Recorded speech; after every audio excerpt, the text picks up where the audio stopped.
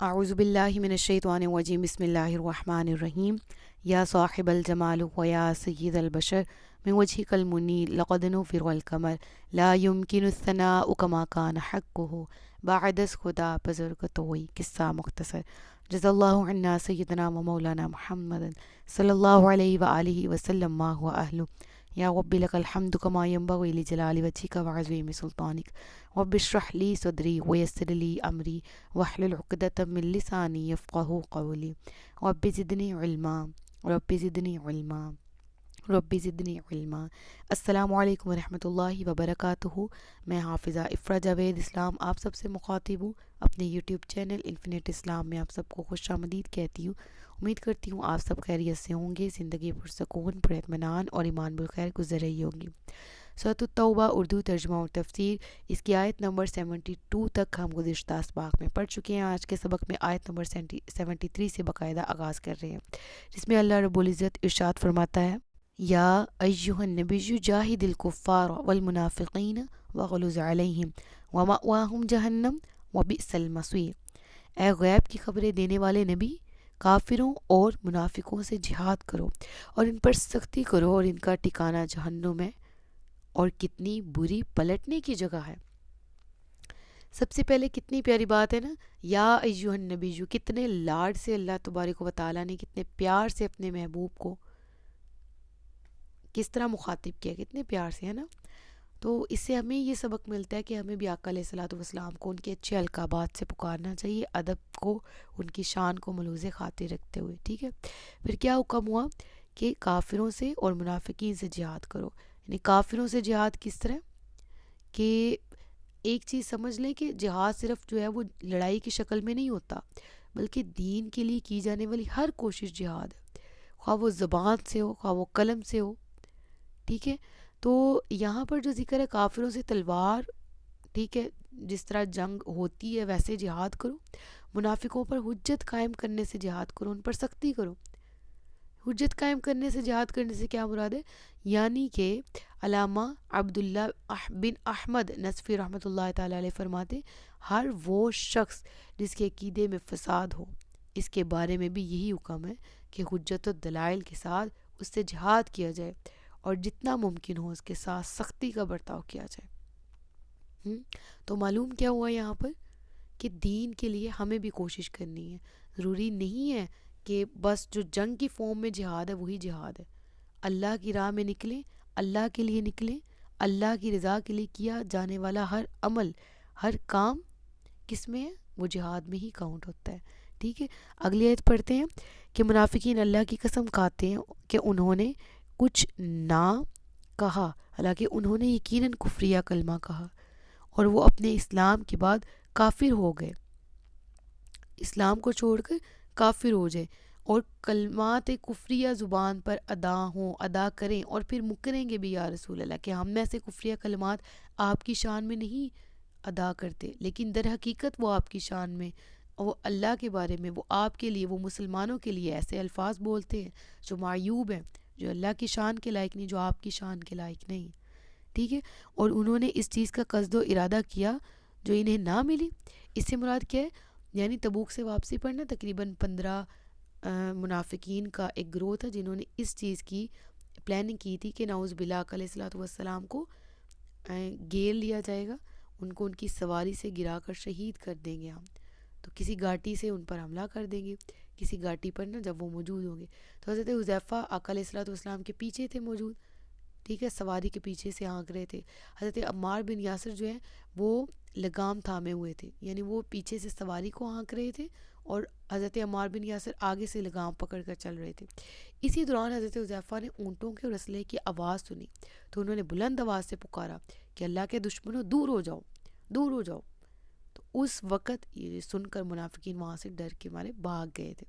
تو یہ جو آیت میں ہے نا کہ انہوں نے جس چیز کی طلب کی، جس چیز کا ارادہ کیا، جس چیز کا قصد و ارادہ کیا، وہ انہیں نہیں ملی، ٹھیک ہے۔ اور انہیں یہ برا لگا کہ اللہ اور اس کے رسول نے انہیں اپنے فضل سے غنی کر دیا۔ کیا یہ برا لگا؟ اب اس سے کیا مراد ہے؟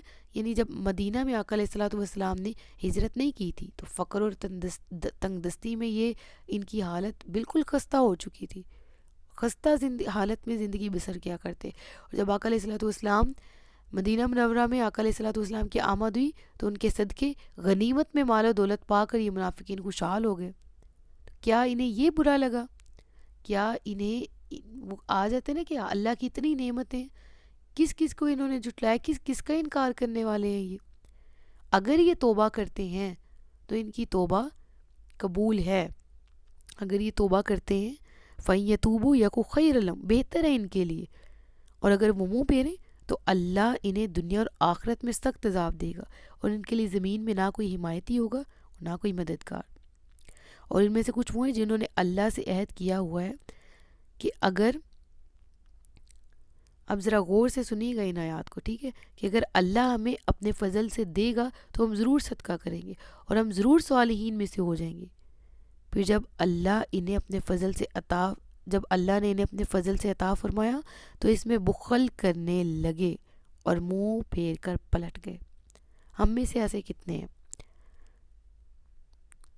میں اسی کی مثال لے لیتی ہوں جو آیت میں ایکسپلین. اللہ کی راہ میں دینے کی باری ہے, ہمارے پاس آئے گا تو ہم ضرور دیں گے, ہمیں اللہ نہیں کرے گا تو ہم ضرور دیں گے. جاب لگے گی تو اتنا اللہ کی راہ میں دیا کریں گے.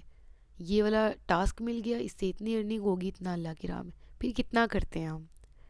یہ کام ہو گیا اللہ کی راہ میں دیں, کتنا دیتے ہیں ہم؟ سمجھ میں آ رہی ہے نا بات؟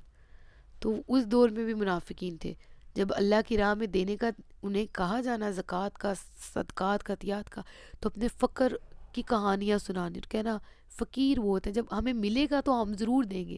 اللہ فرماتا ہے پھر میں نے غنی بھی کیا, لیکن وہ اپنے کہے سے مکر گئے, انہوں نے نہیں اللہ کی راہ. وَتَوَلَّوْا وَهُمْ مُعْرِضُونَ. پھر اللہ کیا فرماتا ہے, تو اللہ نے انجام کے طور پر اس دن تک کے لیے ان کے دلوں میں منافقت ڈال دی جس دن وہ اس سے ملیں گے, کیونکہ انہوں نے اللہ سے وعدہ کر کے وعدہ خلافی کی اور جھوٹ بولتے رہے. تو اب وہی آیات آ گئی نا, ختم اللہ علی قلوبہم وعلی سمعہم وعلی ابصارہم. اللہ مہر کیوں لگاتا ہے دلوں پر, کانوں پر, آنکھوں پر پردہ کیوں؟ اپنے ہی برے اعمال کی وجہ سے. یہاں وہی آیات کا ذکر ہے کہ انہوں نے جھوٹ بولا, وعدہ خلافی کرتے رہے, تو پھر ان کے دل میں نفاق بڑھ گیا اور قیامت تک کے لیے بڑھ گیا. جب یہ اللہ کا سامنا کریں گے تب تک ان نفاق کی حالت میں ہی موت آئے گی.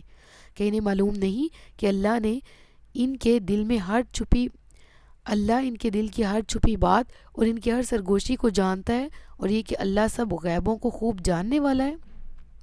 اور وہ جو دل کھول کر خیرات دینے والے مسلمان اور ان پر جو اپنی محنت اور مشقت کی بقدر ہی پاتے ہیں عیب لگاتے ہیں, پھر ان کا مذاق اڑاتے ہیں, تو اللہ انہیں ان کے مذاق اڑانے کی سزا دے گا اور ان کے لیے دردناک عذاب ہے. تو کیا مراد ہے یہاں پر؟ یعنی جو مسلمان خود تو کہتے تھے نا کہ ہم غنی ہوں گے تو اللہ کی راہ میں دیں گے, ابھی نہیں دے, تو وہ مسلمان جو کہ کم کماتے تھے لیکن اس میں سے بھی اللہ کی راہ میں دیتے تھے نا, تو یہ ان کا مذاق اڑاتے تھے کہ تم کیوں دے رہے ہو, تمہیں اس کے بدلے کیا ملے گا. سمجھ آ رہی ہے نا؟ اس طرح کی بیہودہ باتیں کر کے ان کو چڑھاتے تھے, ان کا دل دکھاتے تھے. تو اللہ فرماتے ہیں کہ ان کے مذاق کی سزا اللہ انہیں ضرور دے گا. کیا ہے؟ وَلَهُمْ عَذَابٌ أَلِيمٌ, دردناک عذاب. اے حبیب تم ان کی مغفرت کی دعا مانگو یا نہ مانگو, اگر تم 70 بار بھی ان کی مغفرت کی طلب کرو گے تو اللہ ہرگز ان کی مغفرت نہیں فرمائے گا. اور یہ اس لیے کہ اللہ اور اس کے رسول کے ساتھ کفر کیا کرتے تھے, اور اللہ فاسقوں کو ہدایت نہیں دیتا. اللہ اور اس کے رسول کی مخالفت کی کتنی بڑی سزا ہے. یعنی یہ منافقین کا جب نفاق ظاہر ہو گیا نا, تو یہ مسلمانوں پر, تو یہ بھاگے رسول اللہ کی محفل میں آئے اور کہتے ہیں کہ ہمارے لیے مغفرت طلب کر دیں. یعنی اور کوئی چارہ تو نظر آ نہیں تھا. تو پھر اللہ تبارک و تعالیٰ کی طرف سے یہ آیات نازل ہوئی کہ ان کے لیے مغفرت نہیں ہے, کیونکہ یہ اللہ اور اس کے رسول کی بے ادبی اور گستاخی کرتے, اس کا کفر کرتے. لہٰذا یا رسول اللہ صلی اللہ علیہ وآلہ وسلم ان کے لیے مغفرت قبول نہیں کی جائے گی, ان کی کسی بھی طرح سے مغفرت قبول نہیں کی جائے گی. کیوں؟ کیونکہ واللہ لا یہدی القوم الفاسقین, اللہ فاسقوں کو ہدایت نہیں دیتا. ہدایت تو اس کو ملتی ہے نا جو طلب کرتا ہے, جو کھوجتا ہے, جو تلاش کرتا ہے. وہ جو تلاش کرنے کی کوشش ہی نہ کرے تو ان کے لیے کیسی ہدایت؟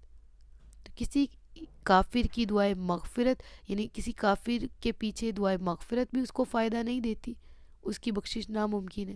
اور دوسرا یہ کہ اللہ عز و جل جبراً کسی کو ہدایت نہیں دیتا، ہر ایک کے لیے وہی ہے جس کی اس نے کوشش کی. ٹھیک ہے، امید کرتی ہوں آپ کو یہ رکوع سمجھ آ چکا ہوگا. ابھی بھی کویشچنز ہیں تو آپ کمنٹ سیکشن میں مجھ سے پوچھ سکتے ہیں. صدق اللہ العلی العظیم وصدق رسولہ النبی الکریم ونحن علی ذلک من الشاہدین والشاکرین وما علینا الا البلاغ المبین. سچ فرمایا اللہ نے جو عظمت والا ہے. اپنا بہت سا خیال رکھیے گا، مجھے دعاؤں میں یاد رکھیے گا. تاجدار ختم نبوت زندہ باد، پاکستان ہمیشہ زندہ باد. السلام علیکم ورحمۃ اللہ وبرکاتہ.